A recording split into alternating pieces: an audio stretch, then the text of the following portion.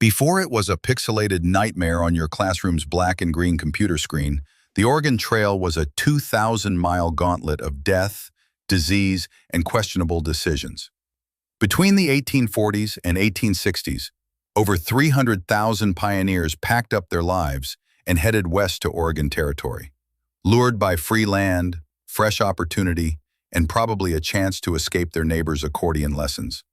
And if you grew up in the 80s or 90s, you probably learned about the Oregon Trail the same way I did, by losing your entire pixelated family to dysentery before you even hit Independence Rock.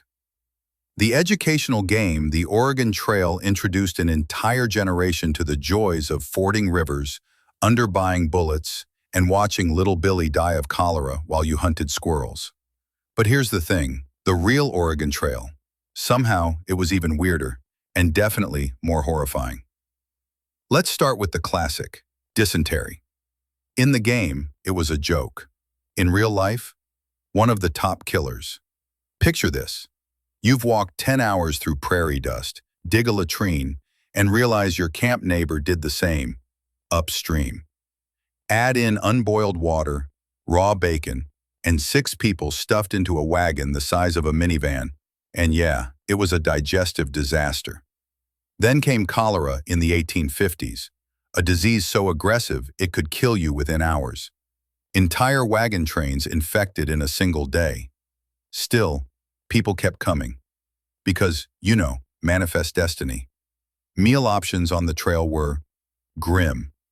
Picture this gourmet spread, hardtack, flour and water biscuits that could also stop a wagon wheel, salted pork, beans, and burnt coffee. Vegetables? Rare.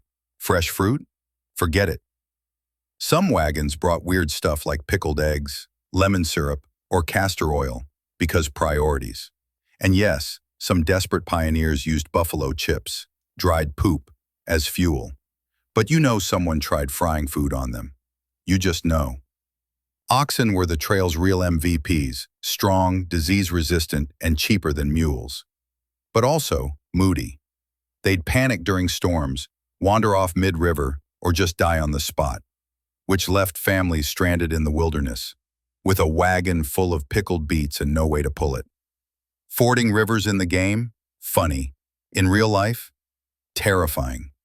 People drowned, wagons tipped, oxen floated away. One woman tied her children to the wagon with rope, just in case it capsized. Others just walked the oxen across and hoped for the best. Then there were the bonus disasters, snake bites, gun accidents. One guy famously shot himself, said, "Well, that's unfortunate," then died. Wagon crushings, getting lost while peeing. People even gave birth while walking because there was no time to stop. These folks were built different. You'd think dysentery and death were enough, but nope, there were brawls too. Arguments over stolen flour, jealousy, or straight-up frontier rage turned deadly. Justice? Usually a bunch of angry settlers forming a circle and voting. Think Judge Judy, but with muskets. While not technically Oregon Trail, the Donner Party earns a shout-out. They took a shortcut, got stuck in the snow, and yes, resorted to cannibalism. And though that was extreme, survival cannibalism wasn't unheard of. So if you were mad the game didn't let you eat your dead ox, just know someone probably did. Pioneers coped with all this the best way they knew how, dark humor. Trail markers had graffiti like, "Here lies Lester Moore, 4 slugs from a 44, no less, no more." That vibe carried into the game, which was one of the first to show kids that history wasn't all shiny uniforms and noble quests. You were supposed to die. That was the point. So with all the poop, pain, and pickled eggs, why did they go west? Because the government offered free land, because railroad companies promised paradise, because some were broke, desperate, persecuted, or just bored. And yeah, a few people did strike it rich, usually by arriving early or selling overpriced supplies to everyone else. Today, you can still visit parts of the Oregon Trail. Wagon ruts are etched into stone across the West. And if you ever played the game, the phrase, "You have died of dysentery," probably still echoes in your brain like a ghost from 4th grade. It's on t-shirts, it's on bumper stickers, it's even on real tombstones. Because somehow, in the face of death, disease, and disaster, the pioneers and the kids who played the game learned to laugh, even if they all died of dysentery. Thanks for watching this episode of The Weird Northwest. Drop your weirdest Oregon Trail memory in the comments below. More weird Northwest history coming soon.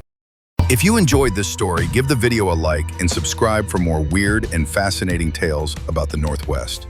Got something strange you think we should cover? Drop it in the comments. We would love to hear it. Thanks for watching.